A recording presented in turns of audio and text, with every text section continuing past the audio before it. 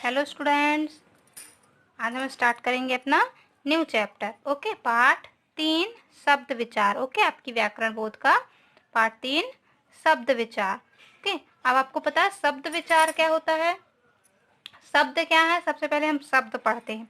Okay, शब्द आपको पता होगा कि जब दो या दो से अधिक वर्ण मिलकर एक निश्चित अर्थ देते हैं, ये दिया है ना, वर्णों का ऐसा समूह जिसका कोई निश्चित अर्थ हो, शब्द कहलाता है। या फिर हम अन्य भाषा में बोल सकते हैं कि दो या दो से अधिक वर्ण मिलकर जब एक निश्चित अर्थ देते हैं तो वे शब्द कहलाते हैं। ओके, नाउ एग्जाम्पल देखिए, मैं आपको बता रही हूँ। जैसे हम लिखते हैं घर, जैसे हमें लिखना है घर, तो हम कैसे लिखेंगे?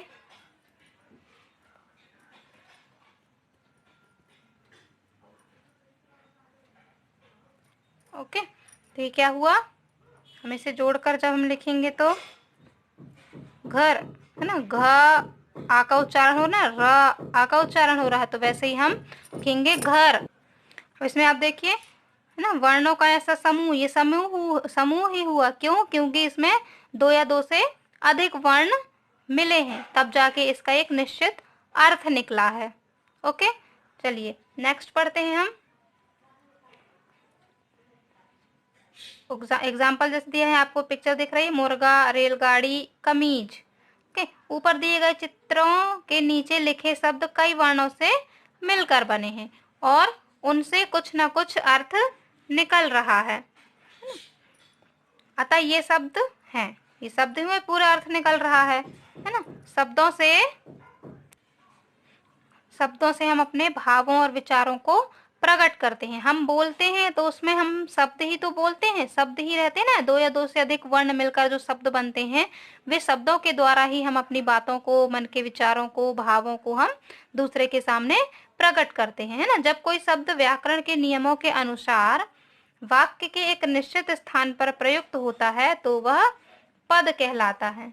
ओके, जब कोई शब्द व्याकरण के नियमों के अनुसार वाक्य में एक निश्चित स्थान पर प्रकट होता है, जैसे मैं बोलूंगी कि मैं बाजार जा रही हूँ, है ना, तो वो जो शब्द हैं वो अपने स्थान पर सुनिश्चित हैं, है ना, क्योंकि वे एक शब्द का अर्थ निकाल रहे, वो उस वाक्य का पूरा अर्थ निकाल रहे हैं ना, कि मैं बाजार जा रही हूँ। उनका एक निश्चित स्थान है जहां पर उनको रहना चाहिए। व्याकरण के नियमों के अनुसार वाक्य में जो उनका स्थान निश्चित है, उस स्थान पर वे प्रयुक्त किए जा रहे हैं, इसलिए उसका एक अर्थ निकल रहा है ना, तो वह क्या है, पद कहलाते हैं। जिस व्यक्ति को जितने अधिक शब्दों का ज्ञान होता है उसका भाषा पर उतना ही अच्छा अधिकार होता है। अब देखिए, हिंदी भाषा में जो है वह हजारों शब्द हैं, है ना। ये शब्द हिंदी भाषा में किस प्रकार आए, किसके लिए आए, शब्दों के भेद जानना आवश्यक है ना। जैसे ही शब्द के भेद हम पद पढ़ेंगे, हमें उसके अर्थ भी समझ में आते जाएंगे कि किस प्रकार इनका प्रयोग हुआ है। जैसे देखिए, शब्द भेद दिए हैं कि शब्द कई प्रकार के होते हैं, इनके भेद निम्नलिखित आधारों पर होते हैं।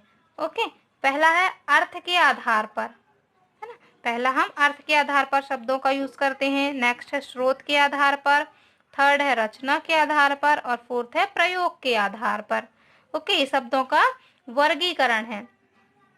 ओके, आपने छोटी क्लासेस में सिर्फ दो ही प्रकार पढ़े होंगे कि शब्दों का वर्गीकरण दो आधारों पर किया जाता है। कौन कौन से पढ़े होंगे आपने? प्रयोग के आधार पर पढ़े होंगे आपने, और एक सिर्फ अर्थ के आधार पर। आपको ये दो न्यू दिख रहा है। ओके, अब हम पढ़ते हैं अर्थ के आधार पर शब्द भेद क्या होते हैं। ओके, अर्थ के आधार पर शब्द के भी दो भेद हैं। देखिए, सार्थक शब्द और निरर्थक शब्द।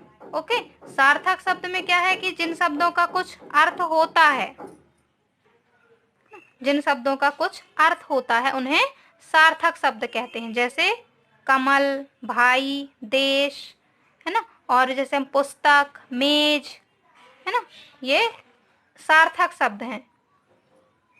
नेक्स्ट है निरर्थक शब्द में जिन शब्दों का कुछ अर्थ नहीं होता, है ना, जो हम नॉर्मल बोलते रहते हैं कुछ भी, जैसे दिया, जैसे यहाँ खच किच, खट किच चू, है ना, और भी जैसे चाय वाय, हम बोल देते ना चाय वाय पी लो, है ना, खाना वाना खा लो, तो ये क्या है, हम उनके आगे अलग से शब्द जोड़ देते हैं ना जिनका कोई अर्थ नहीं है, तो ये क्या कहलाते हैं? निरर्थक शब्द कहलाते हैं ये। ओके, नेक्स्ट देखिए, कई बार वाक्यों में निरर्थक शब्दों का प्रयोग सार्थक शब्दों की भांति किया जाता है। जैसे देखिए चाय वाय, खाना वाना, पानी वानी, है ना। ये चाय वाय, चाय तो ठीक है उसका अर्थ है, लेकिन ये वाय क्या है ना। खाना, खाना तो ठीक है, लेकिन उसके आगे हम क्या जोड़ देते हैं? वाना। तो ये शब्द क्या है ना। फिर पानी, पानी तो ठीक है, पानी वानी, तो ये वानी क्या है? तो ये शब्द क्या है? सार्थक शब्दों में चाय, खाना, पानी आदि के साथ प्रयुक्त होते हैं ना। हम सार्थक शब्दों के साथ इन निरर्थक शब्दों को भी हम प्रयोग करते हैं, है ना। जैसे दरवाजा मत खटखटाओ, किचकिच मत करो आदि वाक्यों में निरर्थक शब्द खट, है ना, किच से सार्थक शब्द भी उसके साथ बन गए। ओके, जो निरर्थक शब्द हैं इनका कोई अर्थ ना होते हुए भी ये सार्थक शब्दों के साथ में बोले जाते हैं, इसलिए ये भी उनके साथ सार्थक बन जाते हैं। ओके स्टूडेंट, चलिए नेक्स्ट हम शब्द भेद अपने नेक्स्ट वीडियो में पढ़ेंगे। तब तक आप वर्ण शब्द क्या है, शब्द क्या कहलाते हैं, ये आप डेफिनेशन पढ़ेंगे, अच्छे से उसे लर्न करेंगे और शब्द के भेद पढ़ेंगे कि वे किस आधार पर प्रयोग किए जाते हैं। Okay students, okay, bye bye.